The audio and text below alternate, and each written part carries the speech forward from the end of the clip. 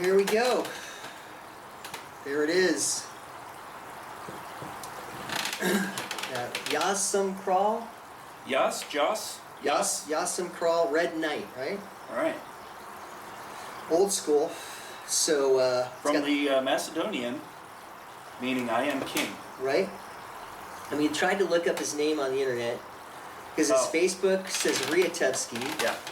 And then it's, all the interviews say Ristevsky. Right. So we're thinking maybe it's like an inside joke at this know. point, like misspelling of the name. It's Risty though is his first name, right?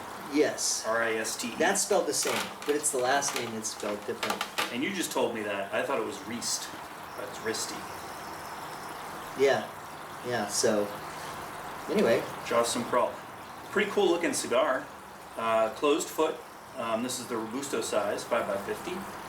Very standard Cuban profile, or vitola. And then this cool pigtail, twisted pigtail cap. Yes. Yeah. So Fonseca, back in the day, used to do this. I did Fonseca from like, I don't know, it was about a 100-year-old cigar at the time. And when you pulled it out of all of the wrapping and everything like that. 100-year-old cigar. Just smoking whatever. Yeah. Just this Tuesday night. But it had, and they used to do this back in the day, which is really nice. And, you know, I was saying, I wish more people would do stuff like this, because this is like craftsmanship, right? You're proud of what you're doing something like this. It's just a nice touch. Yeah.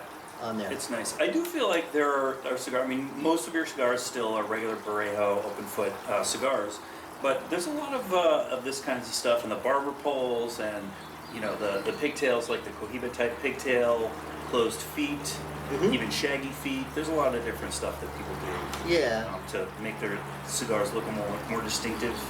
Yeah. More artistic.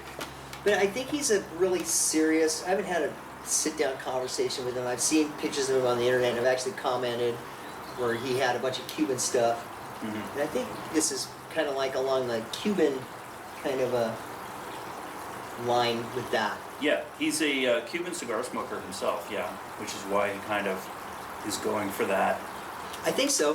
Callbacks, the names of the vitolas tend to have the, you know, the Cuban factory name of the vitola, that kind of a thing. Okay. So paying homage to, you know, to old school, which we appreciate. Yes, definitely. So, anyway, so you can do a couple different ways. You can cut that thing, or I'm going to use just a straight cut on there. Just clip off the top a little bit. I am going to wet this thing a little bit. It smells good. It's kind of a earthy, pungent. Comes right off. Maybe a little sweet. Pretty much the same thing on the foot, although... Nice open draw. Actually, pretty good draw for a closed foot. Normally you're not getting anything. Yeah.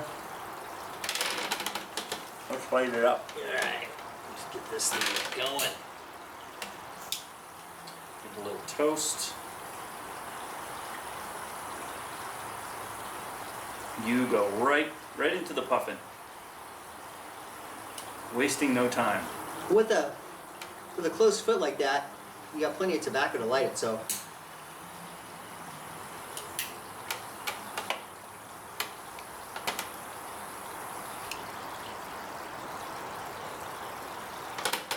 All right. Have you smoked any Yasum Kral before? No, I haven't. Your first one? First one. A little bit of a floral right out the bat. It's not a bad floral, but it's got that kind of a floral note, kind of a. Yeah. Yeah, I agree with you. Not terribly distant from a Cuban floral profile, at least for a young cigar, right? Yeah, it's not the soapy floral, it's the good floral on there. So it's yeah, it's not soapy at all. Good smoke production.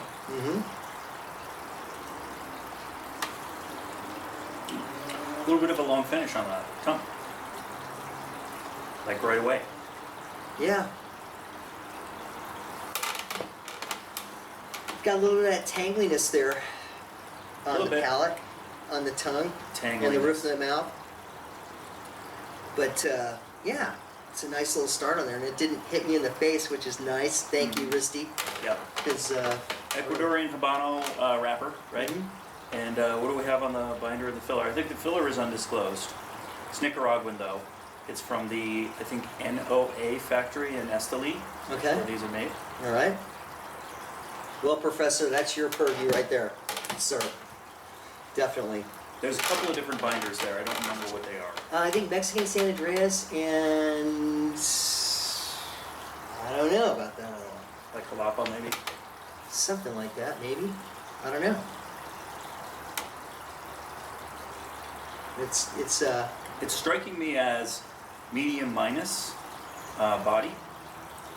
Sort of a lighter, on the lighter side body. Yeah. Just barely though. Yeah, there's actually like a little hint of a beaniness in there too. It's kind of nice. It's definitely, yeah, it's not something that just starts off like boom. Yeah, pretty easily retrohalable, which we definitely appreciate. Yeah. Since we retrohale everything. Very fancy label. Got a couple of golden tigers and a crown and a shield. And it comes off really easy. Again, golden old school. Yeah, love that. I'll pull mine off as well. I think this was the first line that Risty came out with when he started Kral. Oh yeah? I think this is like the classic. I've smoked several. I've smoked the toothpicks and some of the. Yeah, that was like kind of a special release on there, wasn't it? What? The toothpick was kind of a special kind of a thing. I think it's like the lower end cigar out of Kral right now.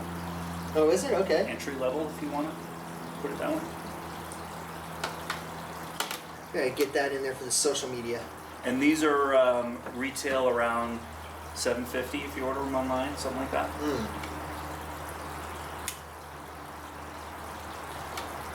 So a good price. So it's not gonna break the bank. Mm-mm.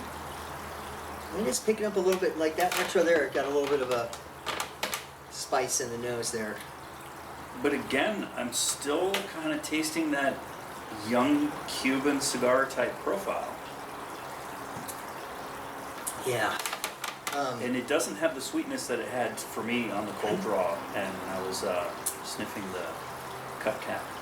Yeah. Yeah. It's more of a, a hay and vegetal type Hay- of profile. Hay is a good descriptor, like a sweet hay kind of a thing going on there. Yeah. Definitely. A little bit of spice.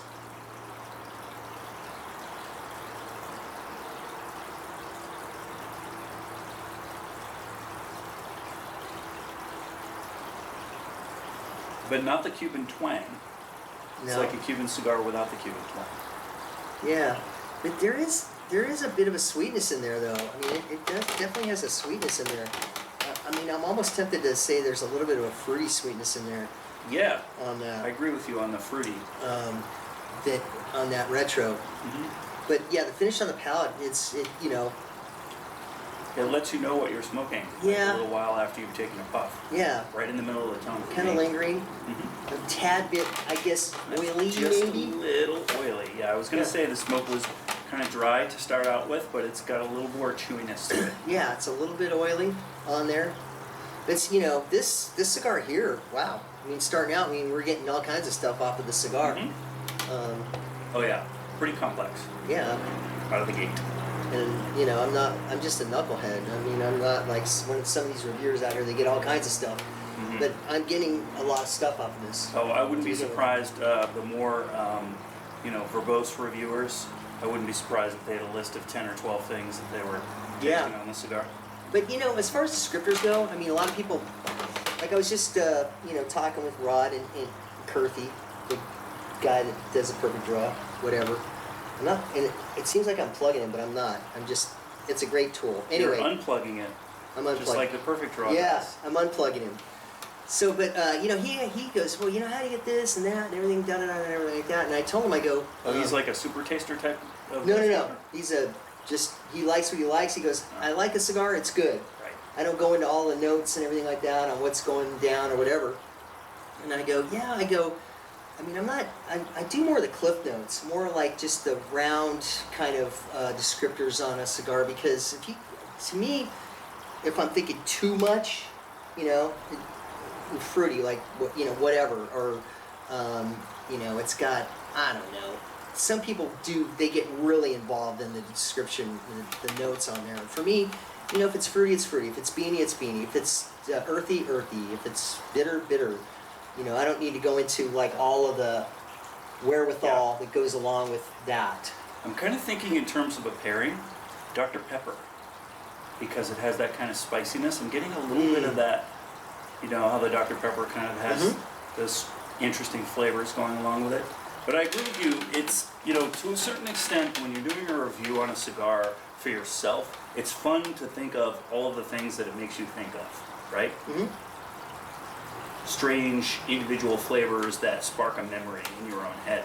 I don't know how useful that is if you're doing a review or if you're watching a review, because you might not taste that esoteric stuff on there. And really, like you said, the Cliff's Notes version of doing a cigar review is more useful to me when I'm watching something or reading something. I just want to know the basics. Give me the outline Give me the of what gist, to expect. right? Yeah, the just gist throw of it. Yeah. Is it sweet? Is it dry? Is it complex? Does it tell a story?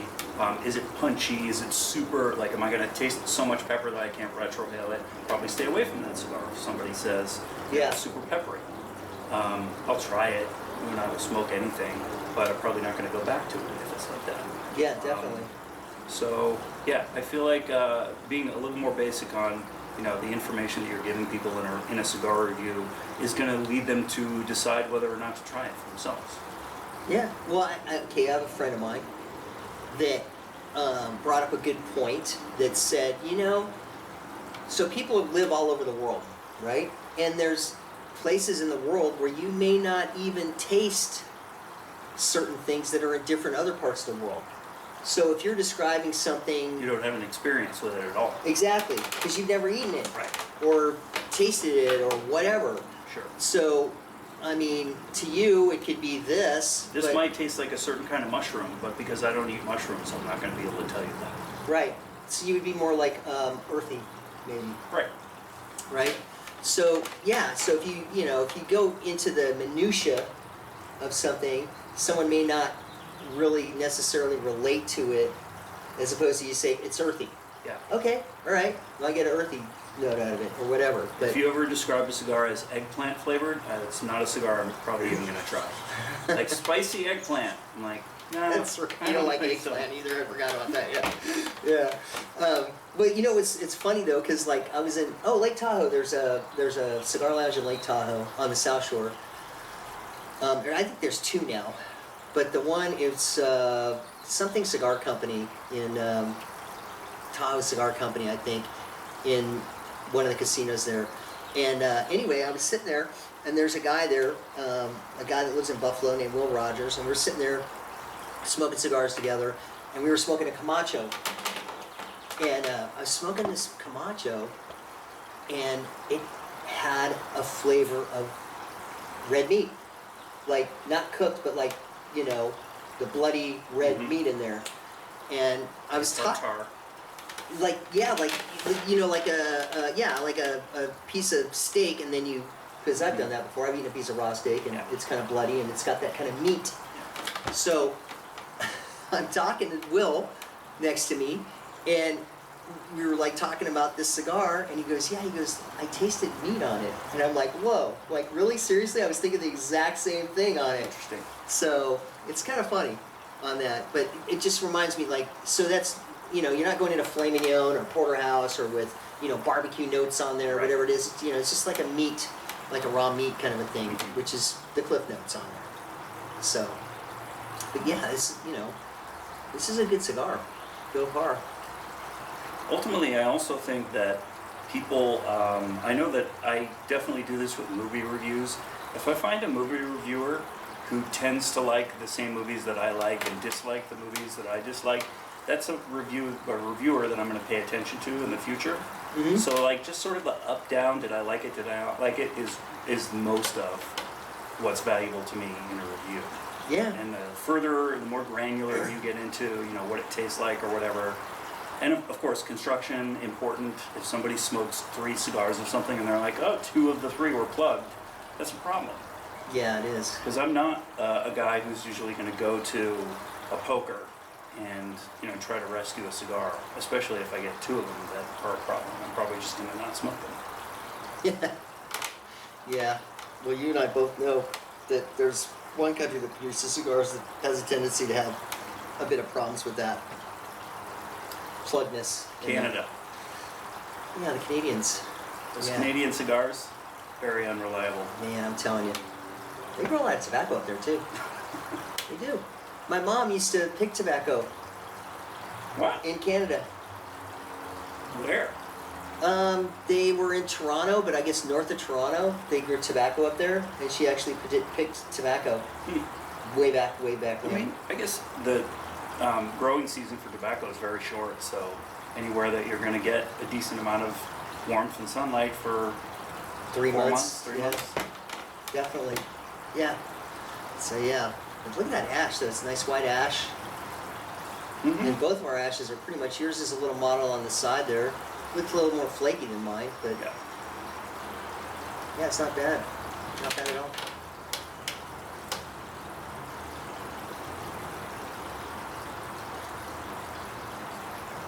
But it is, it's starting to come up with a little bit of that spice in there now. Mm-hmm. But again, it kind of feels like that Dr. Peppery spice to me. Kind of Like that effervescence too, Yes, right? exactly. Like kind of a bubbliness in there. Yeah, maybe like a Cuban rum. If you're gonna do this with this, pair it with a rum. That Zacapa 23 System Solera might be a pretty good choice on that because it's kind of thick, chewy, dark, sweet, kind of a rum to go with that. Not necessarily like a, like a whiskey.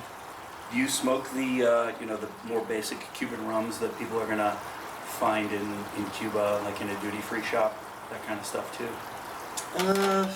Do I smoke it? No. Or I mean, do you drink it? No. Basically, yeah, not really. Just I've had some various rums over the years with stuff, and yeah, this definitely. I don't know. To me, it's more of like a sweeter rum would go with that, like the Zacapa. There's another one of too. And they're cheaper rums too. They're not like the more expensive rums. I mean, some of the more expensive rums are like pretty wildly expensive for what you get. But Yeah, even out of Cuba, you can, if you want to, you can pay a lot. well, the Havana Club. But people have told me that the Havana Club is a little bit overrated. There's other rums from Cuba that are better. I've heard really good things about the 7-year Añejo, Really? Yeah. Okay. All right. which is not an expensive rum. I mean, I think they're like $15 a bottle in duty free if you're leaving Havana. Well, you would know that. I know the price, but I don't know the taste. Yeah. I don't drink. Yeah, you would know the. You would know the. But I know my girlfriend recently discovered I had a few bottles that I had brought back with me. And I came home one night and she was just drinking it with an ice cube in it. She was like, "This is delicious." I'm like, "I'm glad you finally are drinking it." And the bottle's gone now, that first one. Well, yeah. I mean, because rum, you can sip it. I mean, a good rum. Yeah. Foursquare came out with a rum that was really intense. I think it was like 100 proof rum, and that one would literally burn your lips. And that wouldn't have been a good rum to drink with this. And a lot of people, I think they cut when they're tasting it too. They'll cut it with a little bit of water to bring it down so they get the notes out of there as well. So, yeah, like a thicker, more sweeter kind of a rum would probably go good with this. Maybe a port too, like a tawny or a ruby port would be pretty good with this as well, I would imagine. Okay. So, yeah, and you can just sip that all day long. Definitely.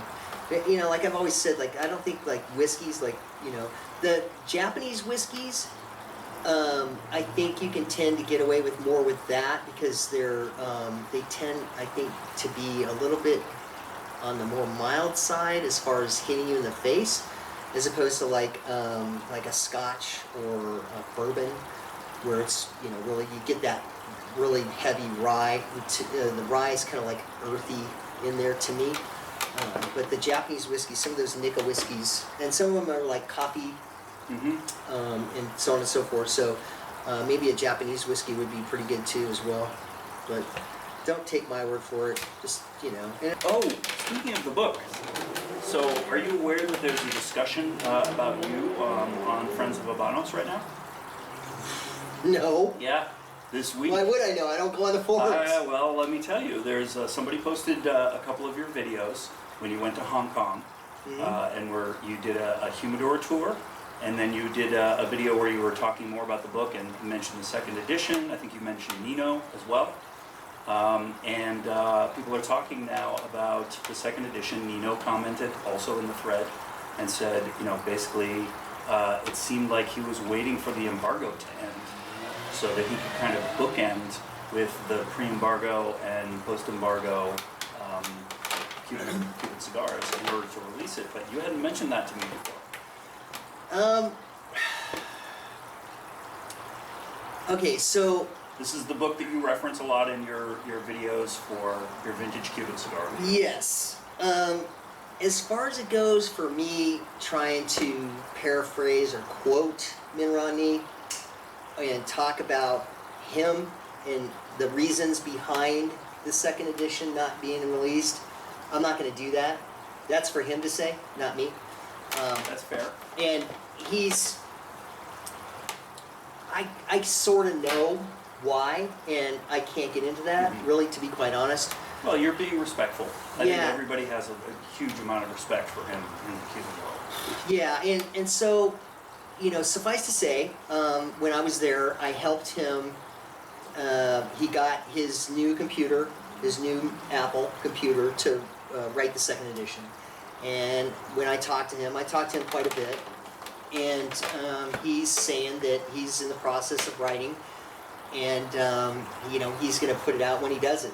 So if it happens, great. If it doesn't, we still have the one book. But you know, he says he's going to do it. So, and I think it's going to be Multi-volume, right? no, I don't think it's going to be that now. I think it's going to be one volume again, back to the way that it was in the beginning. But once again, that's just a guess on my part, and I can't really, that wouldn't be factual. But If you were to guess, would you say that it's going to include everything from the first edition and everything since, or it's just going to be a second? no, volume? I think it's going to have everything in there. Oh. So So you could just buy this one book next time. I think so, Yeah. yeah. And then he's going to add to, and then whatever. But, I mean, like I said, I don't really know. I mean, I don't know what he's going to be doing and everything like that. And when I talk to him, you know, that's the last thing I want to talk to him about is the second edition. Because, like, to me, I'd rather just talk to him about what we talk about. But you were helping kind of to prepare stuff for the second edition. Well, I mean, so yeah. I mean, basically, I you know, we had been talking on the phone for months and months and months before I made my visit out there, and you know, he said that he's got this mess of a cigar room in his house, and I'm like, okay, well, I'm gonna clean it up for you. He's like, oh yeah. So I get there. One cigar at a time. Man, I'm telling you, it was a mess. It really, when he said it was a mess, it was a mess. And so for 4 days, I was in his humidor arranging boxes and boxes and boxes of cigars in his humidor. So fast forward to now, he's able to really quickly find things in the humidor and you know, come up with stuff, because I'll have questions for him. I had questions. I'm in the process of doing a video on the Ramon Ayona Specially Selected, and there was some things. Simon Chase came out with an article in Virtuosity Mag in 2016 where he talked about the Robusto, and he mentioned the Ramon Ayona Specially Selected. As you would. And that was one of the 4 Robustos that was mentioned in the article. D4? Yeah, Boulevard Royal Corona, and shoot, I can't remember the 4th Robusto in there. Exhibition number 4 or... No, I can't remember. But the 3 main ones, though, were the Boulevard, the Partagas, and the Ramon Ayona. And anyway, but he had And if you go to the Cuban Cigar website, they have an RA1 and RA2. And there's a picture of the box of the RA1 with the green and white bands.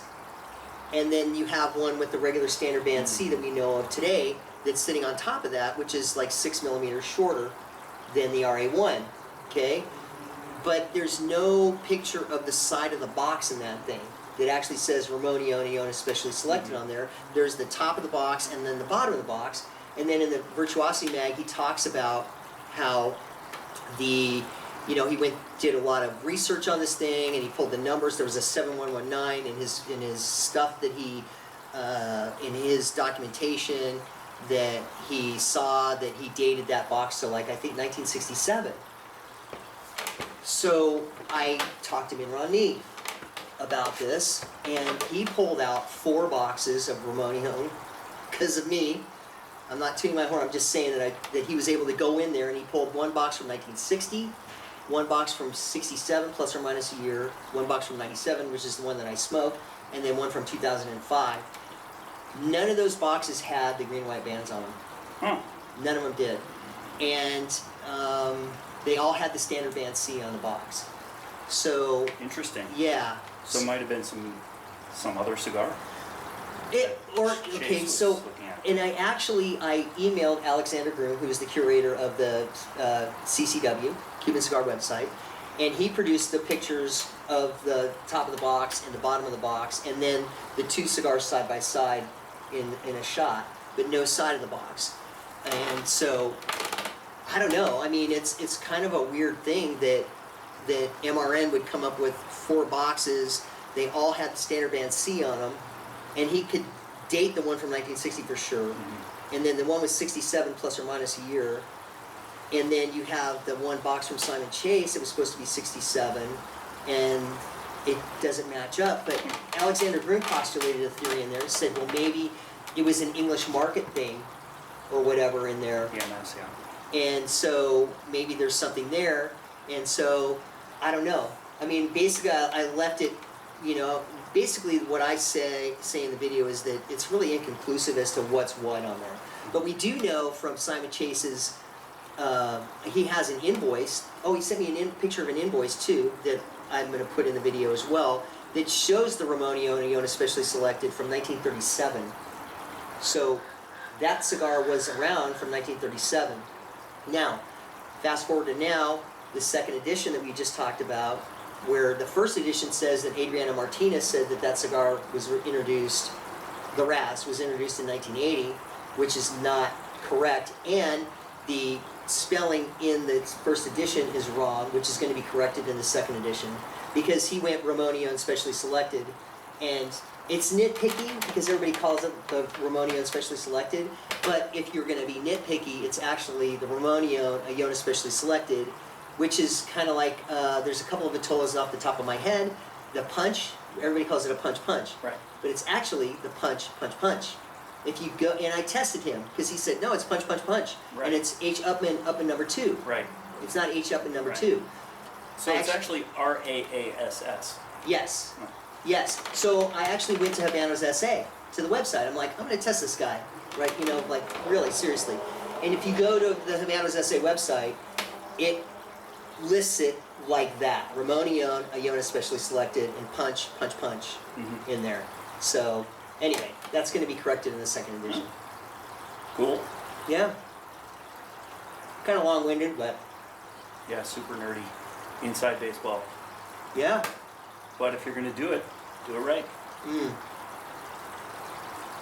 So yeah, anyway, it's going to be inconclusive as far as it goes for that in the video, but I put a call out to people to like, hey, if you have that box, or you have that stuff, or you have any documentation on that, it'd be great to see it in pictures or whatever, so that it can be clarified on there.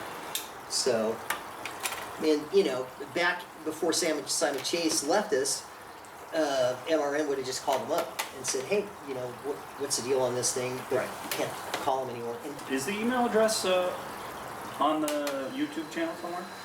it should be on there, yeah. Yes. It's smokinggorillalounge@gmail.com. Okay. So, that would be definitely something to do. So we've talked about the spiciness quite a bit on this, Mm-hmm. and it's not a peppery spice, it's more of a complex baking spice type of situation that Yeah. we've really enjoyed. And it's been a little on the drier side as Yeah. well. Yeah. But you notice something as we've been smoking this down a little bit, that the sweetness has come out.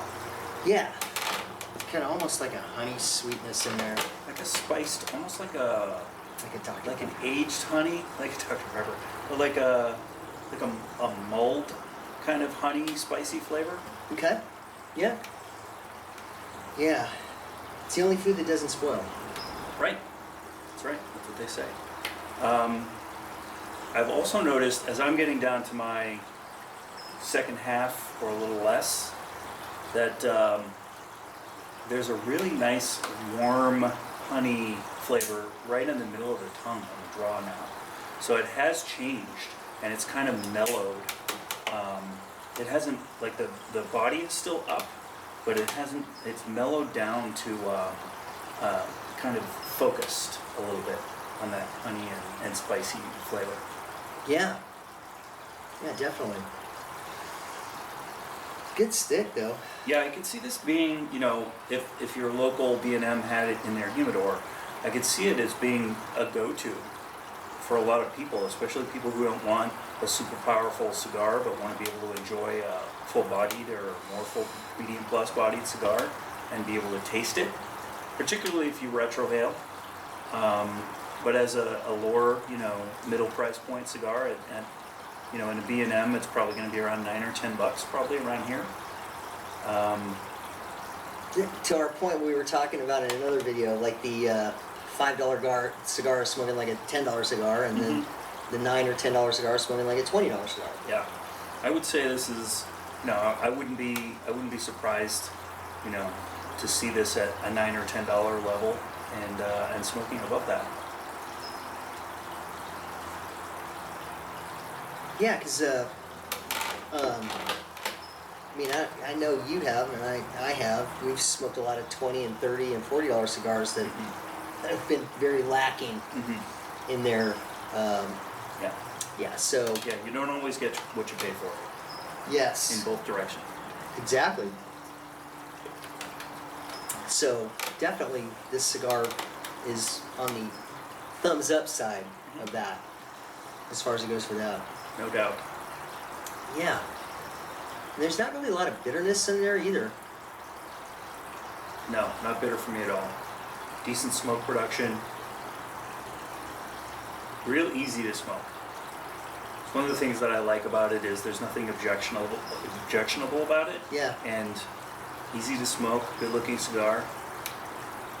Yeah. It feels like a humidor staple to me. Yeah. But it's funny because he was talking about, I was reading something of his where he was talking about how he made dark cigars that were really light, and then light cigars that were really heavy. On purpose? Yes. Yeah. Yeah. Kind of like his name on the internet, right? You know, We're just keeping you off balance a it's little keeping bit. you off balance. He just kind of strikes me as that kind of a guy, though. Yeah. Just kind of having fun. Yeah. Well, did we talk about the thing he does in March? I think it's in March. No. With the original, there's the original supporters of his brand or whatever it is. I don't know, there's 8 or 10 guys, and they can all make it there in March. And they go and do like a barbecue, and it's almost like that barn burner kind of a thing, I think, that they do, but it's for his brand, and I guess he makes his own booze. There's some booze that he makes too, and then the cigars and everything, you know, is made by him, and so on and so forth. And there's other things too, I'm sure, because I've never been to it, but I've just read about it. And then I think the last day of the event, they go to a donut shop, I think, at the end. So That sounds great. yeah, but yeah, I think he just likes to keep people off balance. And I think his palate, I mean, because he smoked, you know, New World stuff and Cuban stuff all together, so his palate is very developed and very refined in the sense that he knows what he wants in there. So he's definitely, this is what I'm looking for, and that's what he gets. Right. So looks like it burns a little bit off on this thing. Yeah, I'm starting to get down to the last couple inches here. I love that lighter. I like a lighter with a nice laser-like jet on it. I use this flat flame all the time, this SD DuPont, which is fantastic for lighting the cigar, but for touch-ups, that's great. Yeah. Yeah, it works. But yeah, it's funny because like that retro, I didn't get a lot of the spice, but the one before was pretty spicy too. It's kind of been alternating back and forth between being spicy and then not spicy, but it's still got that sweetness in there all the way through. So, and the cigars. Yeah, it didn't start off sweet for me, but that has ripped up, which is sort of the opposite of how a cigar normally goes. Usually it starts off sweet and gets less sweet. Yeah. More full, overshadows that. Keeping you off balance. Oh. Right? Yeah. Oh, the video quality, just trying to like figure out how this camera's going to work in the backyard here. Dave found a new button, and it seems to be working. I found a new button, so we're a little bit lighter. The background's all washed out, but hey, what's more important, the background Who or cares us? about what's over here? Yeah, it's us. It's us, so that's what we're going to do. So the first part of this video might be a little bit dark. I'm going to try and lighten it up, but anyway. Work in progress. Yeah, I didn't go to UCLA to film school, so Always improving. I'm not... Why can't we get can we get an intern from UCLA Film School to like run the production end of this? That'd be great. Yeah. Call him Greg. He'd have to be called Greg, though. Why? Because the original lounge had Greg doing the video. We had a Greg? Yeah. Could it be a Gregina? No, whatever. Gregoria? That'd be a Greg, though. Greg for short. Okay, we'll call her Greg. Something. Her, him, whoever. Yes. Whatever way I'm of thinking her. Okay. Maybe. It'd be nice to have a little bit of female influence. Sure. Whatever you want to do, man. There's so little of that in the cigar industry. There really needs is. to be more. Yeah. And I was reading something on Facebook where there's a really nice forum in there called Fake Detective of Cuban Cigars, where people post stuff on there and people. So that's a staple of a lot of cigar groups. Is the hey, my buddy just came back from so and so, brought me these cigars, and it's a glass top box from the beach in Mexico or whatever. Yeah. This guy posted. What did he post? I can't remember what it was. Some Cohiba. It's usually a Cohiba. It's in there. Cohiba. Yeah. And this gal actually put in there. She goes, it doesn't have the not a seal, but some number on there, or whatever it was, right? Micro printing, or maybe. No, just a number on the box. Oh, right? on the box. Okay. So yeah, these guys are like blasting her, saying, you don't know what you're talking about. They didn't start doing that till 2010. And she goes, no, the thing from Intertabac, there should be a number on there. So she said the box was fake. Everybody else is saying that it was real, but there's no numbers from Intertabac because apparently the box was sourced where Intertabac is the monopoly there. Right. So, but they jumped on her, probably because she's a woman or whatever. I don't know, but women can get it kind of rough in this industry for sure because it's been a boys' club for so long. There are some exceptions. I know Ventura Cigar is working with Indiana Ortez, who really seems to know what she's doing. She's a roller and blender herself. And then Serena, La Serena Cigars, has a couple of women in the family that are doing stuff. And there was, my father had the La Dueña cigar that was blended by a woman. Yeah. Yeah. I mean, it's something that anybody can do. So I don't see why women can't smoke cigars. And we know in the Cuban cigar industry, women are well represented. Well, yeah, because back in the day, I guess they were the rollers to begin with, right? It was all women Still rollers. are a lot, yeah. But yeah, it used to be, I think, all women, right? Yep. So, I don't know. I mean, you touch this stuff, you roll this stuff, you blend this stuff, whatever. It doesn't matter. It's kind of, part science, part art. Yeah. So, if you have that wherewithal to do that, it doesn't matter who you are. You can be a Martian from Mars. Yeah. And most lounges, of course, you go into, it's primarily men. But there's usually, like at Cigar Warehouse, there's a couple of women there who I always see in there, and talk to them, and Actually, your friend, the one gal that was with the guy at the event at B-Cut, she was at the Padron event. Maisha. Yeah, 'cause Yeah. she's got that really loud laugh, that really loud effect. I mean, it's like, it's unique, right? And I heard her laughing at it, and she doesn't know me from Boo, so, Did know, you say I looked, hi? well, I looked at her and said hi, but she didn't know who I was, so, I mean, and I was Probably the, follows your Instagram. I don't know, but it's funny because I was sitting in a couch, and I was actually smoking a Grand Class Rex, and Saeed's walking by, and I said, "Hey, how's it going?" He goes, "Isn't it past your bedtime?" Because it was like 8 o'clock at night. Because I never go in there at night. I'm usually in there when he's in there at 10 o'clock in the morning, smoking a cigar in the corner, and it was funny. It's the first time he's actually been really, most of the time it's like, "Hey, how you doing?" Da, da, da, da, that kind of a thing, and he was like actually very gregarious and very, Yeah. it was good. Well, So- if you're looking for a good female-oriented cigar group, Maisha runs a group called the SoCal Sisters of the Leaf. Mm. They have get-togethers, and they've done a few events and things like that, and they're going to be doing some more video content as well in the near future. So Okay. something to look out for. Yeah. What do you think? So far, so good, right? Oh, I'm getting down to it here, and still super enjoyable. That warm, mellow sweetness. The spiciness is actually abating a little bit at the end here. Okay. Which is fine. It's fading. But such an enjoyable, easy cigar to smoke. Yeah, it is, definitely. And it's still got that kind of a sweetness on the palate, too, and in the retro. It's just a really nice cigar. We went to the Intercontinental this week over in Century City. Oh, And okay. they have a smoking area in the back. It's a nice hotel, and there's a big kind of grassy area in the back. And then over on the far right side, or left side of the grassy area, they have 3 couches and a table, and it was at night, so they brought us over a heat lamp. They were great. You can get drinks from the bar And then where's that at? in Century City. Really? Yeah. Okay. That's not that far away. Century City. And then Mr. C is out there. Pat Potter from Tobacco Cigar Company fills their humidor out there, and they allow you to smoke in their lounge area out by the ballet. What? Mr. C? What's Mr. C. It's a fancy hotel.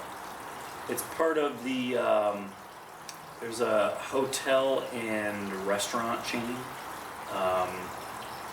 The name of it escapes me right now, but it was originally in Italy, and now they're sort of franchising it out a little bit. Oh, okay. All right. Huh. Okay. Cipriani, I think, is what C stands for. Oh, okay. All right. That sounds fancy. Harry's Bar in Venice, I think, was the original location. I think there's a Cipriani hotel over there as well. And there's a couple of Harry's bars around. So it was a Hemingway haunt. And what's that one out in Pasadena? The Langham. Langham, yeah, their back patio is cigar friendly. And they have a humidor there, right? In the bar? I've never been to Langham. Oh, It's just well, too we'll have far to get away. out there with Rich sometime. It's too It's far away. not far. I mean, you can buzz out there. 405, Yeah, it's pretty far away. 101, 110. Yeah. It's like, I know some of you guys don't live here, but LA is just like traffic centric. It's just so. I've never heard that before, people complaining about the traffic here.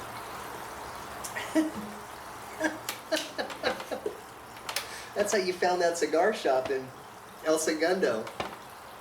You go to Pasadena, you go to Fair Oaks sometimes. The Langham is like 5 more minutes from there. I haven't been to the Fair Oaks in a long time, but yeah, I've been out there. But like that'd be like a day trip. I'd leave here like around. That's why I go to the warehouse. Like I'm there in the morning. Right.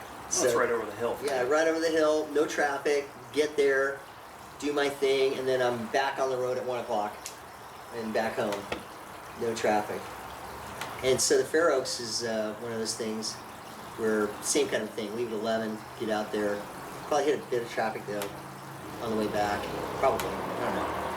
But yeah.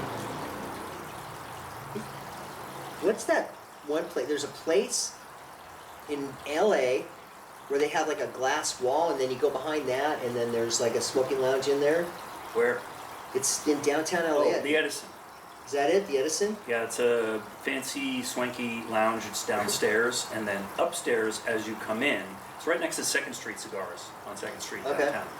And as you come in on the left, there's a glassed-in cube where you can smoke. And of course, most people are going up there and smoking cigarettes, coming out from the lounge, with their drink, smoke a cigarette, and go back down. So if you sit in there, it's actually interesting. If you sit and smoke a cigar for an hour or two, you see everybody who smokes cigarettes filter in through there, have some conversations, just kind of hang out. We could go there sometime. You can go to Second Street and then go to the Edison. Yeah. I think it's Gary is the name of the guy who runs Second Street now. Kind of revamped it a few years ago. It's a good place to. So that's a really smoke. old cigar shop there. It's been there a while, and it's open late. Small humidor, but like great place to hang. And then he can get you to the Edison too if he's there. You can just be like, give him a little wink, and he'll walk you through the line. Oh, really? Okay. Yeah, that's yeah, that'd be nice. I guess I couldn't wear shorts, huh? You might have to put on clothes. I got clothes on. What are you talking about? Like I'm naked or something like that.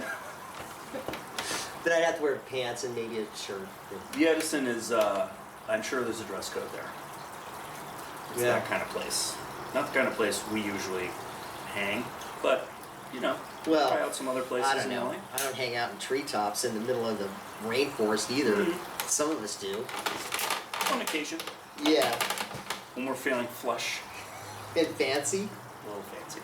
That was fancy. When I saw that, I'm like, oh my God, you are fancy. You should put a picture of it into the lounge so people know what we're talking about. Yeah, I got to take a. Send me the picture. Okay, it's on my feed. Well, yeah, but send me like the regular shot so I can like just put it up and it'll fill the frame in there. Yeah, he's talking about the Azulik Resort and restaurant and bar in Tulum. Do you guys know the pyramid? Isn't there a pyramid around there? There's a bunch of them. There's Koba, which is one of the big ones. There's Tulum itself, which is also has small archaeological pyramids. It's actually a pretty big area, but there's a pyramid there that's right next to the ocean. And then Koba's inland, and then there's a whole bunch of this Chichen Itza, which is not far. Did you do any of that when you were there? Not this trip. This trip we laid on the beach, ordered drinks, ordered food, took naps, read books. It was great. Great vacation. Great unwind, because you get a lot of pressure on your job, so. Yeah. Yeah. Yeah, we really both needed it. I could use another one right now, actually. Yeah. Yeah, you've been discussing that with me, and it's, yeah, stress and pressure are not good. Definitely. Well, that's part of what these are for. I had my blood pressure checked this week because I went in for a back appointment, and the nurse who checked my blood pressure was like, well, you got the BP of a teenager, you're doing great.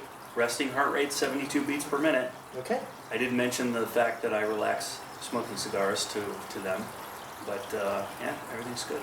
But they say that you can, I mean, at least the FDA says that you can smoke 2 cigars a day with no ill effects. I don't know if it's the FDA, but there was a cigar study, a health study, that basically said it's negligible, 2 cigars a day. Interestingly, they say pipe smokers actually live longer than non-smokers. They don't know why that is, but they postulate that it's part of the relaxation of smoking a pipe. And again, like cigars, you're not inhaling pipe smoke. But yeah, as long as you're not inhaling these, and as long as you're not smoking 4 or 5 a day, I think the chances are very low that they're going to affect your health in most cases. Yeah. Especially if you're not drinking alcohol with them. If you drink alcohol while you're smoking cigars, it can cause some throat issues down the line for some people. Yeah. So maybe stick with the Dr. Pepper or a bubbly drink or something like that. Nice right? liquid water or something. Yeah, maybe it's kind of because like pipe. When you smoke a pipe, it's more of a ritual. Yeah, very much. Because you're like, you're relighting down. and just. I've smoked a pipe. Have you smoked a pipe before? I'm not a pipe smoker. It's a big pain in the ass compared to smoking a cigar. But there's the thing to it, the cooling, the way the smoke cools as it travels down the stem. But you have to learn how to pack it, and you have to learn how to kind of light it and then repack it, and then you get the real light after that. And then you're always kind of relighting, with your soft flame. But it's fun. And the flavors are different because pretty much all pipe tobacco is infused in some way. That's why the smoke smells so wonderful. Yeah. That's why nobody minds when you're smoking a pipe around them, because they're like, it smells great, as opposed to a cigar or cigarettes, which smell awful. Secondhand cigarette smoke is terrible. A lot of stuff going on with that. Yeah. Yeah, where was I? I was, I think it was in Baltimore, where I like caught a whiff of something, and I'm like, oh, someone's smoking a pipe. And there was a guy right on the curb smoking a pipe. Mm-hmm. I mean, I could tell right away. Yep. I was like, oh, that smells good. Yeah. It does. It's just, it reminds people of their grandfather. It's always weird when you see a young person smoking a pipe. But you're like, pipe smokers got to come from somewhere. Mm-hmm. Sometimes they grow them young. Yeah. I was just in my bank about a month ago, and I was talking with the guy at the bank, and he's a pipe smoker. And we had a long conversation about that too. But he's pipes and cigars, so. Yeah. And I also found, back in the days when I was hanging out on the BOTL forum a lot, like cigar smokers, pipe smokers are very generous. They always want you to try the stuff that they like. And I just put out I said, hey, my brother gave me a pipe several years ago. I smoked it a couple of times. I haven't smoked it since. But since you guys are here and we're here smoking cigars, does anybody have any recommendations for stuff that I can try? And one guy immediately DM'd me and was like, give me your address. I gave him my address, and he sent me this huge bag with like 12 different pouches of different pipe tobacco in there. And it's all been wonderful. And it's been mostly sitting there aging because I haven't smoked it much, but that's how cigar smokers are too. I'm like, I've got an extra one, take it. Do you, okay, so do you have to keep it humidified, right? Mm-hmm. You just throw it in the humidor? Is that what you do? No, I keep it because it's infused, and I don't want my cigars to smell like pipe tobacco or taste like pipe tobacco. I just keep it in a Ziploc pouch with a Velvet pack in there. Oh, okay. Yeah. So that's easy. Yeah. Super easy. Definitely. I mean, if you're not worried, I'm not super worried on the pipe side about temperature fluctuations, just the humidity. It's like cigars. If it gets real hot, you're going to want a winador to control the temperature in addition to something to control the humidity. Yeah. But if you're in a place where, it's under 75 degrees most of the time, you don't even need the temp control. You're fine. It's just when it gets over that 75 degrees with cigars, you worry about beetles and things like that. Yeah, definitely. Or if you're doing serious aging, you want to get way low on your temp. Sure, if you're aging decades, as some people do. Yeah, you definitely want to keep a low temperature. Mm-hmm. Like wine, like 53 degrees. Yeah. Most winadors, as high as they will go, at least mine, I have a couple of the new airs, the highest they'll go is 66 once you turn them on. And they go down to, I think, 55. Yeah. Yeah. But 66 is fine. That's great cigar weather. Yeah. Yeah, definitely. And then on the humidity side, low 60s, ideally, especially for Cuban, talking about Cuban cigars, 60, 65. Yeah. Yeah, that's good. If you're going to be smoking them, if you're going to be aging them, you want to go a little bit lower than that, actually. Lower than 60? 55%. And what's really interesting about, because I've been reading about relative humidity and stuff like that, is that the colder it is, actually, the more moisture that the air can hold, as far as relative humidity goes. That makes sense. You need less water to moisturize the air in a colder and hotter, because hotter sucks up more moisture and it takes more molecules to... Right, those molecules are bouncing around and leaving whatever area you have them in if it's higher temperature. Yep. Yeah, definitely. So it's easier to keep it at a low humidity and low temperature. It's Less not that- maintenance. Less maintenance, yeah. And no but- beetles. But when you are smoking a cigar that you've been aging at a low humidity, you want to ramp that humidity up for a few weeks before you actually smoke it, right? Yeah, I mean, it's been suggested to actually ramp it up to 72% for about a month. A month, yeah. And then you could do it like in normal, like a Tupperware or whatever, Right. and just do it 72% Boveda, and throw it in there, and then ramp it up for a month, and then that'll do it. So that's also what I've been doing on your suggestion, aging my cigars or keeping my cigars around 65. And I used to have a 65% Boveda in my cigar caddy, and now I have a 72 in there. So usually some stuff in there I put in there and I smoke that day, but there's also stuff in there that's in there for several weeks, and I feel like it's doing a good job bringing the humidity up a little bit, especially in that very small contained environment. 72% is going to have more of an effect. Yeah, yeah. And, you know, usually it's going to bring out a lot of flavor in the cigar. So if you have a young cigar at that percentage of humidity, it's going to bring out some of the bad flavors in there. So like a newer cigar, you kind of want to keep the RH down on that thing. My own personal opinion on this thing, whatever, as opposed to higher humidity, because it's going to bring out more of the bad stuff. Now, when you're looking at a cigar that's, you know, 15, 20 plus years old, then you're going to want to do 72 on that thing to bring it up for a month. Yeah. Who smokes new cigars? Yeah, we do. We smoke new cigars. No, it's true. On the Cuban side, like, you can't discount how good some of the newer Cuban cigars are, particularly 2017 stuff smoking right now, even 2018. But like, some cigars just smoke really well right off the truck. Yeah, which is kind of interesting. I don't know how that's going to pan out down the road, aging-wise on that. Although I did smoke the La Excepcion, the new La Excepcion. New meaning 2015. Yeah, the new ones, yeah. And, or 2018, sorry. Or no, 2016. 2016, yeah. And Don Jose. that cigar, I think that thing has some really good aging potential in it. They're already really good. Certainly, you know, when I went to Italy last year? I went to Rome, and I went to the big cigar distributor in Rome, and they told me that I missed the window on the La Excepcion by about 6 months. They said all the Americans came over and bought 10 boxes each and cleared them out. And not only did they, at that time, not only did they not have La Excepcion or any regionals or anything like that, they hardly had anything.